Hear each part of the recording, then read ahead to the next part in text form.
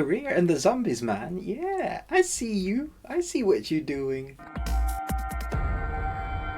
Hey, and welcome to the Ruby Tuesday. My name's Ruben, and this is my review for Netflix's original movie, Alive. A city is infected by a mysterious virus which causes the city to spiral out of control. John Woo and Yu Bin struggle to survive in an isolated apartment complex from those infected with the virus. Everything, including internet, phone, and electricity, has been disconnected around the apartment. If you've been watching my channel for any amount of time, then you'll know that I love the Kingdom series on Netflix. I think it's one of the best zombie inspirational stories that I've seen for a long time. It's a nice series. I think we're getting a third season so far. I hope we're getting a third season, but that was like the series, one of my most anticipated series to watch, and just everything. I always recommend that series. So when I see another zombie, but a different time period, obviously it's modern, it's now, I was excited to see what they were going to do with it. And I have to say, for the most part, I really enjoyed it. It doesn't do anything new per se. It ticks all the zombie boxes. So if you're a fan of the zombie genre that's been done to death, we know it has. There's so many iterations and so many available niches of the genre world, of the zombie genre world. Then you'll probably be watching this. But if you're watching this for like an intellectual, intelligent horror thriller, that's not quite this. I feel like there could have been much more backstory for the two main protagonists.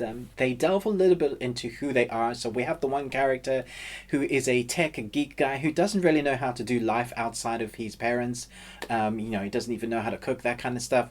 And then we have the woman across the apartment, in like the next block, and she seems to have a bit more life skills, and they kind of team up by speaking to each other from across apartments. You'll see that in the trailer. That's kind of what the synopsis talks about, but we don't really get to find out too much about their backstory.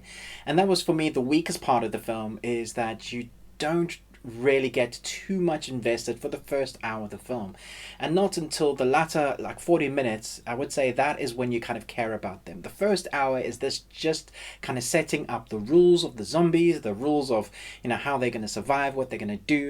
Our main protagonist, I would say, starts with the guy, and he's got to kind of get himself out of this rut. Like, I'm all alone, and goes through a bit of like a depression state of, day one I'm like this, day two there's no internet, I can't play my games anymore. It's that kind of thing, and he has to shake himself out and find a will to survive, a will to wanting to live.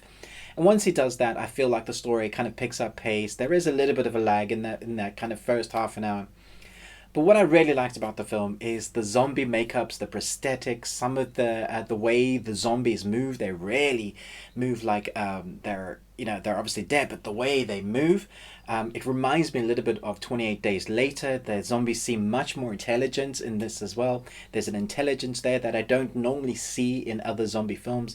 And I feel like that's a little kind of quiver, a little tick to make it something a little bit more interesting, because when you have fast, quick, parkour zombies that kind of understand how to get to you, how to move around you, it's very cool. There are very interesting shots, like horde moments crowded in apartment complexes, which makes it very interesting to watch and heightens that tension.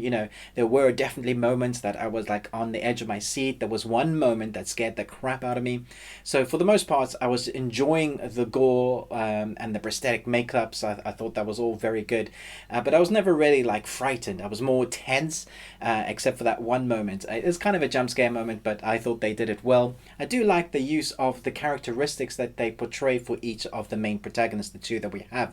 So one's a gamer geek who likes tech stuff, and the other one kind of has life skills. And the way they use those skills to kind of survive really works towards that latter end of the film, which I think worked once they come together in their partnership. It's really fun to watch, and you're rooting for them. So although I wasn't like massively emotionally engaged in these guys, I was like, yeah, okay, this is something something I can, watch and put on and enjoy. For the most part, Kingdom was so much better, and I've seen other zombie films that are much better. Train to Busan was fantastic. As you still have yet to see Train to Busan 2. I really hope it's as good as the first, although I doubt it because the first one was so damn good. This is one that you won't remember, and I'm not saying that to be harsh. It's not one that's going to stick in my mind, or one that for in the years to come where I'm going to want to stick on. But for now, if you're needing a nice, good, fun-ish zombie flick, this is definitely one that you can stick on and enjoy. There are definitely moments that stood out to me. So the whole film wasn't something new, but there were moments that I really liked. The little interactions, the little tech moments that they used to survive. The little cute moments between the two protagonists I thought were really fun. And the score I thought was understated, but when it needed to have tension to drive up the moment that you were expecting to have in a zombie film like this, then you get that. I think that is done well. So it's a fairly well crafted film. It's a fun zombie flick. The prosthetics and the makeup and the gore is good. There's particularly one zombie that I thought was quite menacing, and I was like, oh, how are you going to deal with that one? And so it kind of takes all the zombie niches that you need in a zombie flick. It's fairly enjoyable. So I'm going to give this a B-. Let me know in the comments below what you thought about this film. As a little treat for you, a little while ago, I did a short zombie flick. It's really not great at all, but it's a little fun. I'm going to stick it at the end of this review to see if you enjoyed it all. Don't judge me too badly. Guys, this was off the cuff, not scripted. We had an idea. We just kind of played a little bit with the prosthetic makeup, grabbed my sister, and we had an idea of where we wanted to go for it. It's in a similar vein of this, shot in one location in this room before it was this room. So let me know what you thought. I hope it's not too cringy. Hope you enjoyed somewhat. Thanks so much for watching this review, but most of all, until next time, remember,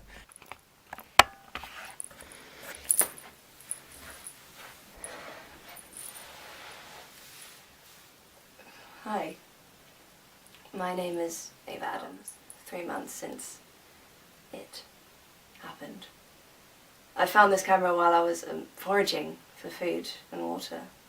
Supplies are running low and there's more and more of them outside every day. Even the dogs. I'm trapped, barricaded in my old family home. Me, my mum and my brother used to live here, but I'm the only one left now. There's still no electricity and water's running low. Food and supplies are scarce, but I found this stuff actually today when I found the camera. Tuna and sweet corn, and I should be able to be alright for a couple more weeks at least. I thought I'd make this video diary so that you, whoever you are, if anyone finds this, you might want to know what really happened. So, yeah, I'll make another one when I run out of food.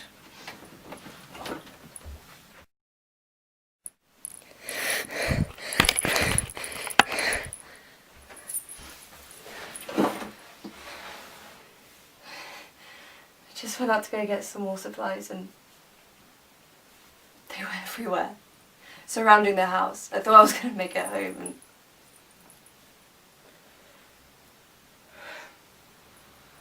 bit me. The virus travels that way, or so they say. I don't know how long I'm going to have, but it's not going to be long. And I'll be one of them. I'll keep filming so that you, whoever you are, will know what happened and when.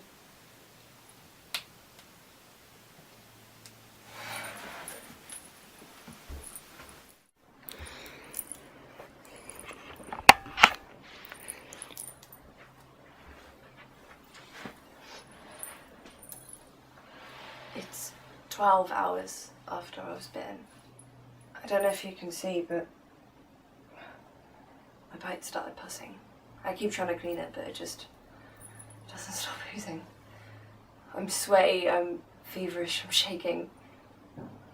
I keep hearing bangs, and I can't tell if it's the fever or if they're trying to get me. There's a kid at the door.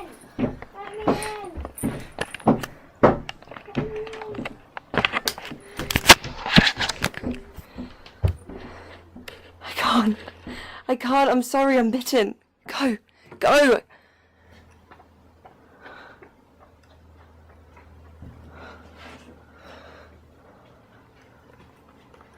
God.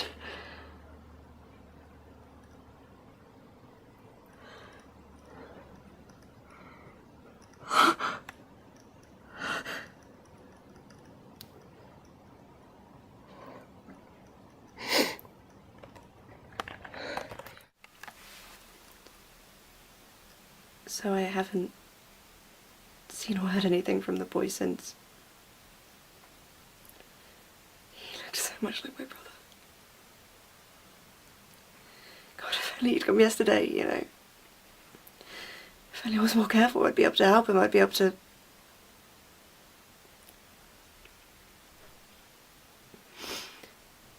4 months ago, everything was so normal. What happened? How did we get here?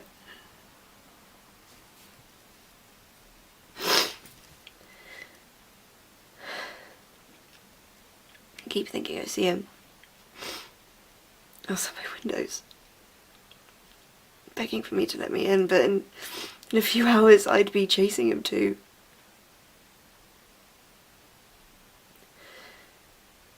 Whoever you are, wherever you are, please do something. Help someone, anyone. Don't be put in this position, because watching him die,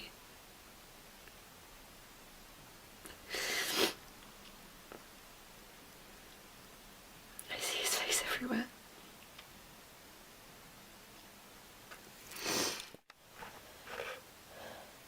It's 24 hours after the initial bite, and I can't have much longer left. My fever's got worse. As you can see, the infection spread through my veins. My wound has got a lot worse, and my skin. I haven't seen any other humans, the kid or otherwise, and there seem to be more and more every day. I've got this weird hunger that's insatiable. My strength is completely gone. Not long now, then.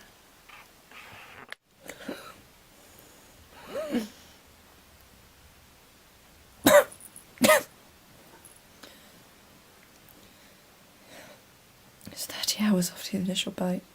I can't go on for much longer.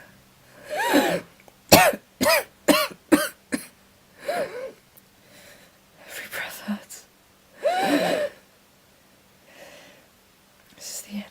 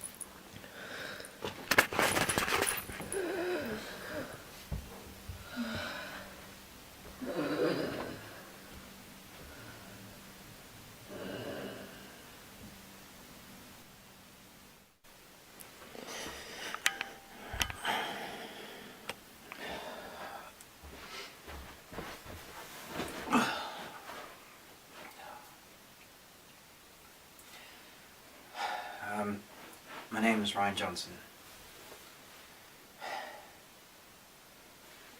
It's been 267 days since the outbreak. I haven't seen a human being in days. Found this place with one infected. Managed to deal with that. Found this camera with some battery powers. I figured I'd carry on my diaries that I was doing a while ago. I hope somebody finds this and finds this useful. All I can say is keep quiet, use a sword, use a bow and arrow, scavenge. Scavenge during the day if you can. Night is just stupid. And I'll do these diaries every few days. Keep whoever finds us up to date. Alright?